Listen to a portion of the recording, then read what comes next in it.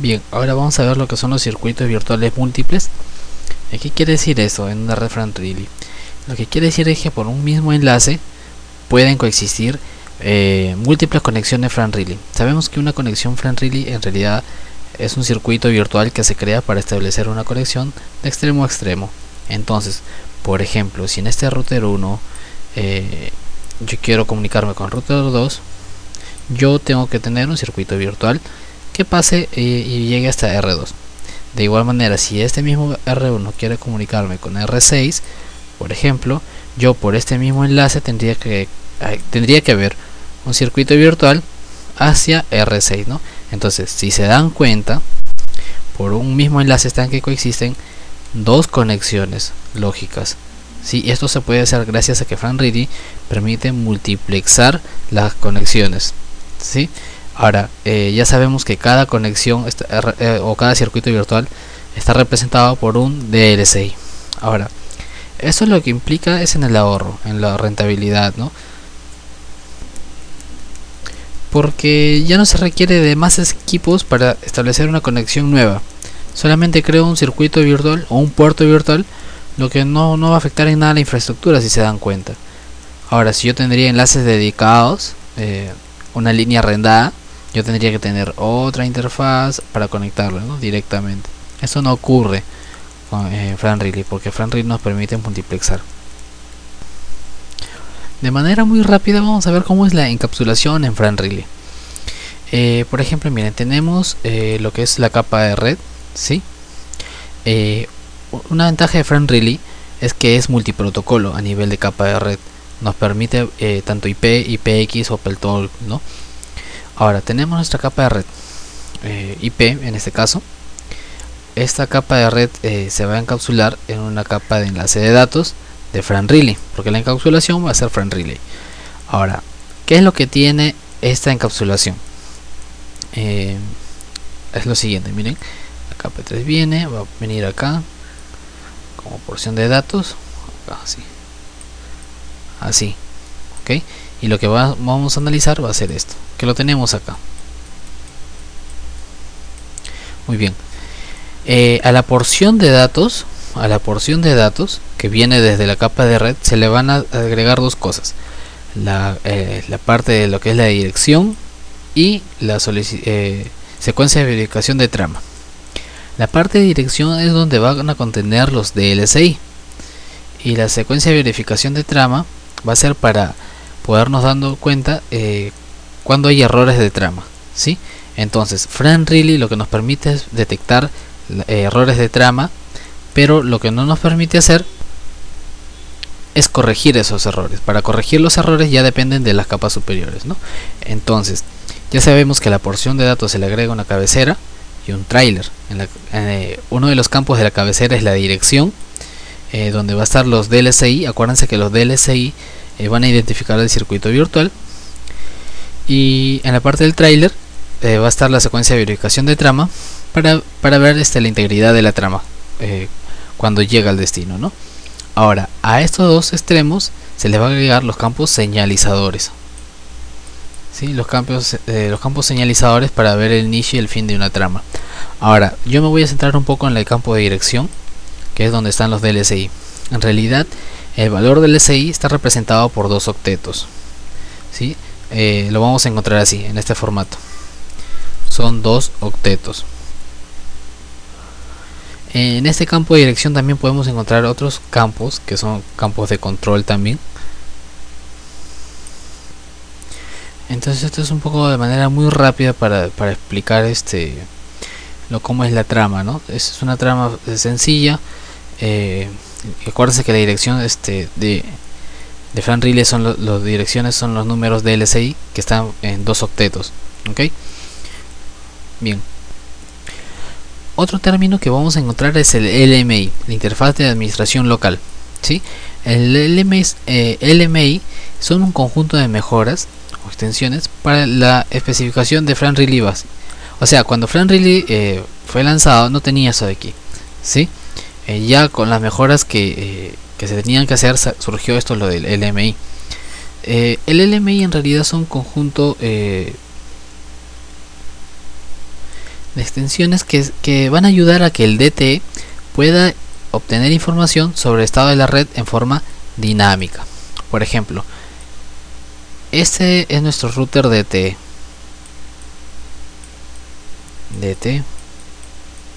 Y se va a conectar a un switch FRAN relay. Ok, y este vendría a ser nuestro DC.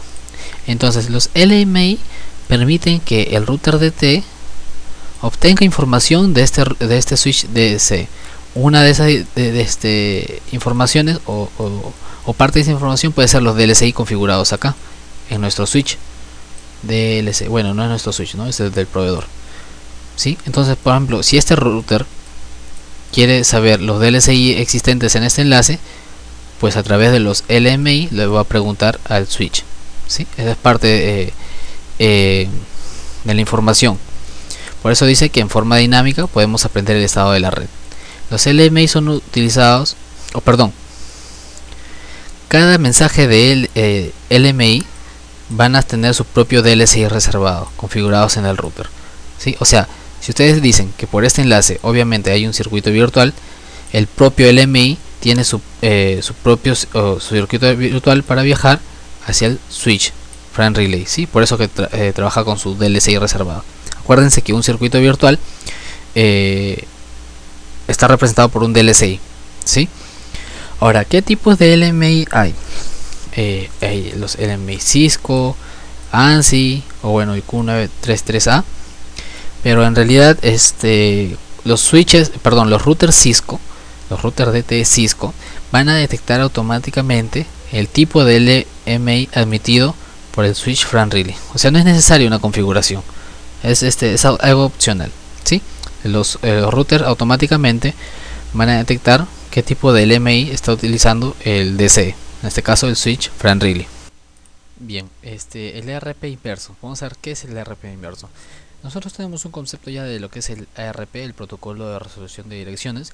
Lo que nos permite hacer, el ARP es traducir una dirección IP hacia una dirección física. Por ejemplo, la MAC, que era una dirección física. ¿Sí? Ese es el protocolo de resolución de direcciones. Ahora, el ARP inverso, el ARP inverso, bueno, puntos suspensivos, lo que nos permite ahora es traducir una IP a partir de una dirección física, pero como estamos en FRAN relay, la dirección física que vendría a ser el DLCI, el identificador de circuito de enlace de datos. ¿Y a qué nos va a traducir? A una IP. Entonces, ¿cuál es el fin de resolver una dirección IP en base al DLCI? Porque antes de que un router comience a transmitir es necesario saber, o es algo necesario, tener los mapas DLCI locales. ¿Sí? O sea, quiere decir que cuando yo tengo un destino, una IP destino, yo tengo que saber a qué DLCI o a qué circuito virtual colocarlo. Es por eso que, por ejemplo, miren, este es mi router A, mi nube FRAN relay. Acá tengo otro router B. A ver, yo tengo un router B acá. Muy bien. Y el A, ya sabemos que el circuito virtual que los va a unir. ¿Sí? El circuito virtual que los va a unir va a estar identificado en el router A por el DLCI 101, por ejemplo. Muy bien, ya sabemos que está identificado con el DLCI 101, pero tenemos que saber qué IP le corresponde o qué IP está asociado al extremo. ¿Sí? El destino. Esta interfaz sería el del router B. Ok, entonces es por eso que se van a enviar paquetitos de ARP inverso, es un protocolo, ¿sí? Para averiguar la dirección IP destino que está asociado a este circuito virtual. De igual manera en B, ¿sí? A ver, luego cambiar de color.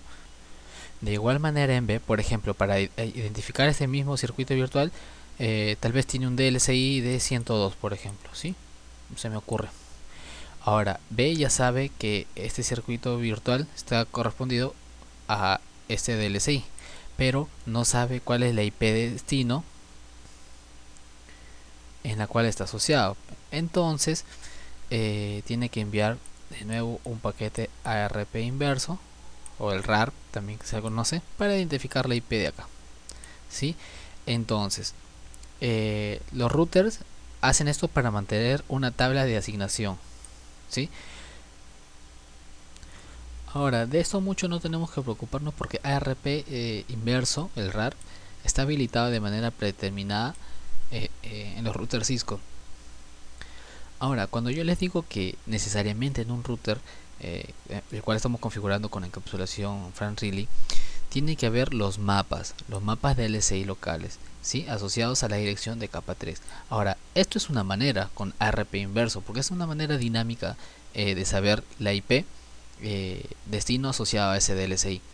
Pero nosotros también lo podemos configurar de manera estática, ¿sí? A través de comandos podemos decirle que tal IP destino está asociado a tal DLSI. Es una manera estática. Y una manera dinámica es con el ARP inverso, ¿sí?